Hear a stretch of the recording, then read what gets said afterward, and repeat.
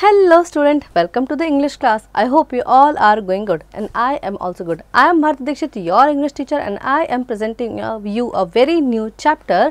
So the chapter name is types of sentence. So today we are going to know about something more about sentence. Sentence कितने type के होते हैं? There are 4 types of sentence in English. Each sentence type has a different purpose. तो 4 तरह के main इसमें sentence है हमारे पास English में, और हर सेंटेंस का, हर टाइप ऑफ सेंटेंस का अपना एक अलग इंपॉर्टेंस है. So first is declarative. To make sentence. Declarative, कुछ डिक्लेयर करना, कोई हम इन्फॉर्मेशन दे रहे हैं या हमें कोई इन्फॉर्मेशन दे रहा है, that is called the declarative. Then we have interrogative, to ask a question. जब हम कुछ पूछते हैं, सवाल पूछ रहे हैं, तो interrogative sentence. Third we have imperative sentence, to give command, suggestion and warning. Like teacher बोलती है सर सिट डाउन, है ना, तो सिट डाउन क्या है? कमांड है. रिक्वेस्ट है, तो please give me a glass of water. ठीक है, मुझे प्लीज़ एक ग्लास पानी दे दो. तो ये क्या है? रिक्वेस्ट है. तो इस तरह के जब वर्ड्स आते हैं, इस तरह के जब सेंटेंस आते हैं, तो हम उन्हें इंपेरेटिव सेंटेंस बोलते हैं. Then we have exclamatory sentence, to express strong emotion with statement. तो जब हम स्ट्रॉन्ग इमोशन, अपने दुख को, खुशी को दर्शाते हैं स्टेटमेंट के साथ, उसको हम एक्सक्लेमेटरी सेंटेंस कहते हैं. Most sentence we write are to make sentence, but we also write sentence to give command, to ask question. We even use sentence to express strong emotion. तो हम सेंटेंस लिखते हैं और अपनी बातों को कमांड देने के लिए, अपनी बातों को बताने के लिए. ठीक है, तो मेनी पर्पज से हम सेंटेंस का यूज़ करते हैं. The 4 most common type of sentence, their uses and their punctuation are as follows. So first we have declarative sentence, और we can say it assertive sentence. ठीक है, so declarative sentence is the most common type of sentence. It is used to make a statement. We use declarative sentence to state a fact or an opinion. So declarative sentence होता है कि हम कुछ declare कर रहे हैं, हम कोई बात बता रहे हैं, हम कोई सेंटेंस दे रहे हैं. ठीक है, और उसको हम कोई स्टेट है, कोई मतलब कोई किसी फैक्ट को स्टेट कर रहे हैं हम. Then we have declarative sentence tells something about without excitement or strong emotion. तो ये कोई excitement और emotion से जुड़े हुए नहीं होते, ये एक fact पे based होते हैं. It always ends with a period. तो ये हमेशा period means a dot और a full stop के साथ end करते हैं. For example, the truck is red, यानी ट्रक लाल रंग का है. The truck is not blue, truck blue रंग का नहीं है. टुडे इज़ प्रियाज बर्थडे, आज है प्रिया का बर्थडे. तो ये डिक्लेरेशन हो रही है. The zoo keeper showed us a parrot. Then declarative sentence may be both positive, affirmative और नेगेटिव. तो ये पॉजिटिव भी हो सकते हैं और नेगेटिव भी हो सकते हैं. पॉजिटिव को हम अफर्मेटिव भी कह सकते हैं. Then declarative sentence with a positive meaning are called affirmative. जिसका पॉजिटिव मीनिंग है सेंटेंस का, उसको हम अफर्मेटिव कहेंगे. और जिसका negative, affirmative sentence tell us what something has, does और इज़. ठीक है, तो जो पॉजिटिव मीनिंग वाले हैं उनको हम अफर्मेटिव सेंटेंस कहते हैं, और ये हमें बताते हैं कि कोई क्या कर रहा है. Then declarative sentence that have a negative meaning are called negative sentence. तो जो negative meaning दे रहे हैं उनको negative sentence कहेंगे. Negative sentence are the opposite of affirmative sentence. The negative sentence tell us what something doesn't have, can't और do और isn't. ठीक है, तो हम इनको कैसे लिखते हैं? Doesn't, does not, have, can't do. ठीक है, तो इन शॉर्ट फॉर्म में, नेगेटिव फॉर्म में हम इनको लिखते हैं. Negative sentence tell us something is not true. तो ये हमें बताते हैं जो सच नहीं है उसके बारे में. फॉर एग्जाम्पल, पॉजिटिव और नेगेटिव हमें कुछ सेंटेंस दिए हैं. Like the balloon is pink, the baby is laughing, the man has a horse, she is sleeping, the television is broken. Then negative में, the balloon is not pink, the baby is not laughing, the man does not have a horse, she is not sleeping, the television is not broken. Then we have interrogative sentence. So the interrogative sentence ask a question. We ask a question to get some more information. Interrogative sentence always ends with a question mark. तो ये हमेशा question mark से end करते हैं और ये सवाल पूछने के लिए किए जाते हैं. For example, have you seen my puppy? Does Lisa drive a blue car? Where is the washroom? Is Navya in the United States? Do you like studying? Why were you late for work? And what is your name? So आप last में देखेंगे सब में क्या है? Question mark है. Then we have imperative sentence. The imperative sentence give command, warning, suggestion or advice. It usually ends in a period. ठीक है, तो ये हमेशा लास्ट में एक डॉट के साथ यानी फुल स्टॉप के साथ समाप्त होते हैं और इनमें वार्निंग होती है, सजेशन होता है, एडवाइस होती है, कमांड होती है. However, if the command is forceful or shouted, it may be end with an exclamation mark. अगर कमांड बहुत शाउटिंगली की जा रही है ना, फोर्सफुली की जा रही है, तो एक्सक्लेमेशन मार्क से एंड होगी. Then sometimes imperative sentence can be very short or even one word to express a forceful command.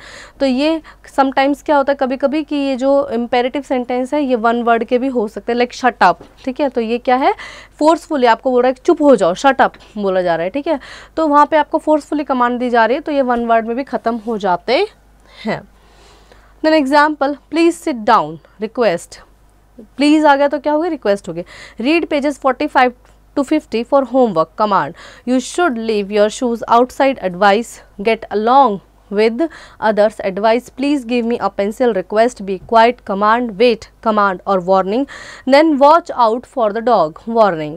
Then when we say please in an imperative sentence, we usually use a period instead. ठीक है, जब हम please लिखते हैं तो last में हम क्या लगाते हैं, full stop of an exclamation mark because instead of exclamation mark because it is a polite command. जब हम please लगाते हैं तो हम exclamation mark ना लगा के full stop लगाते हैं क्योंकि ये polite command है. For example, sit down. अब देखो sit down, बैठ जाओ, है ना, तो इसमें क्या लगाया है, एक्सक्लेमेशन मार्क लगाया. लेकिन प्लीज़ सिट डाउन तो ये हम्बल रिक्वेस्ट है, तो ये आप इसमें क्या लगाया है हमने, फुल स्टॉप लगाया. कम हेयर, इधर आओ, लेकिन प्लीज़ कम हेयर तो फुल स्टॉप. स्टॉप फाइटिंग, लड़ना बंद करो, स्टॉप फाइटिंग प्लीज़ तो फुल स्टॉप आएगा. ठीक है. Then exclamatory sentence. The exclamatory sentence express strong emotion और feelings.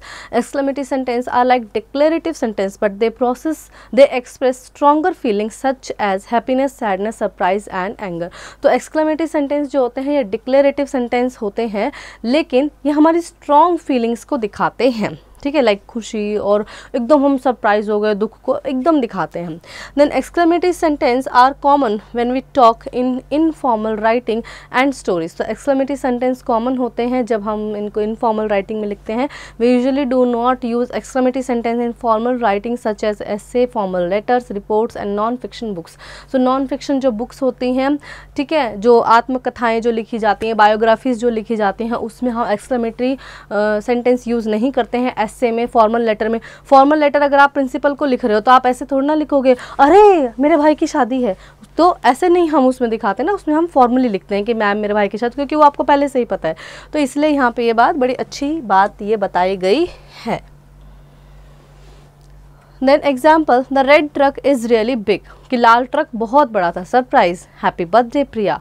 Wow that parrot is beautiful. तो इस तरह से जब कोई बहुत हमारे इमोशंस उभर कर आ रहे हैं तो हम एक्सक्लेमेटरी मार्क का यूज़ करते हैं. Then remember there are 4 common types of sentence: declarative sentence, interrogative sentence, imperative sentence, exclamatory sentence. Then a declarative sentence is always followed by a full stop. Imperative sentence begin with the verb and the subject you is implied.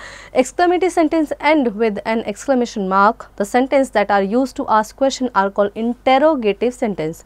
We always put a question mark at the end of an interrogative sentence. Then we have exercise here. Identify the types of sentence. I have lost my way. मैं अपना रास्ता भटक गया हूँ. तो ये क्या है, ये डिक्लेरेटिव सेंटेंस है. तो मैं सिंपल डी लिख रही हूँ, ठीक है, डिक्लेरेटिव. आप इसे समझ जाएंगे कि ये डिक्लेरेटिव है. हाउ रिडिकुलस दिस इज, तो एक्सक्लेमेशन मार्क है, ठीक है. तो ये कौन सा है, हाउ रिडिकुलस, कितना खराब है, कितना गंदा है किया है तुमने, ये सब है ना. सो ये एक्सक्लेमेटरी सेंटेंस है. And that's how you will do the rest of the sentence by your own. Then we have next is tick the correct answer.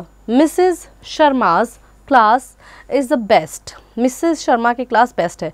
Exclamation, declarative, imperative और इंटेरोगेटिव. तो ये कौन सा सेंटेंस आप, Mrs Sharma की class is the best class है, ठीक है. एक्सक्लेमेशन मार्क यहाँ पे लगाया हुआ है, लेकिन हम इसको अगर एक्सक्लेमेशन मार्क नहीं होता तो हम इसको डिक्लेरेटिव करते, क्योंकि डिक्लेयर हो रहा है, हमें इन्फॉर्मेशन दी जा रही है. लेकिन क्योंकि एक्सक्लेमेशन मार्क है तो हम इसको एक्सक्लेमेशन करेंगे और यही हमारा राइट आंसर होगा. Then we have next is change the given sentences into declarative sentence, तो इनको डिक्लेरेटिव में चेंज करना है। So first we have who does not fear the lion, तो इसको हमें डिक्लेरेटिव में चेंज करना है। So we can simply change it like everyone fears the lion, कि सबको लायन से डर लगता है। And that's how you will do the rest of the sentence by your own. Then write 5 example of the following, declarative sentence के आप 5 example लिखेंगे, interrogative के कुछ भी declare, like sun rise, the